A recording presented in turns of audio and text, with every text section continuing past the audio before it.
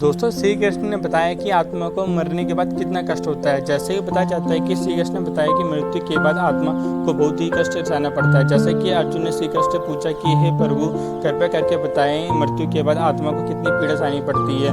तब श्री कृष्ण अर्जुन को बताते हैं कि हे पार्थ, आत्मा को कभी भी किसी भी स्थान या किसी भी काल में सुख दुख नहीं छू सकते, क्योंकि आत्मा तो खुद मुझे परमेश्वर की दिव्य रूप है। क्योंकि हे अर्जुन, परमेश्वर यानी मैं माया के अधीन नहीं बल्कि माया मेरे अधीन है, और सुख दुख तो माया की रचना है, और तब माया मुझे में अपने घेरे में नहीं ले सकती। तो माया के रचे हुए सुख और दुख भले मुझे कैसे छू सकते हैं। और तुम्हें यह भी बता दूं कि सुख दुख तो केवल शरीर के भोग हैं, आत्मा की नहीं, क्योंकि मृत्यु केवल शरीर की होती है, आत्मा की नहीं। इसलिए आत्मा ना तो जन्म लेती है ना ही कभी मरती है, तो सिर्फ एक दूसरे के रूप में रूपांतरित होती रहती है। दोस्तों, क्या आपको इससे पहले आत्मा के बारे में पता था तो कमेंट सेक्शन में जरूर बताएं।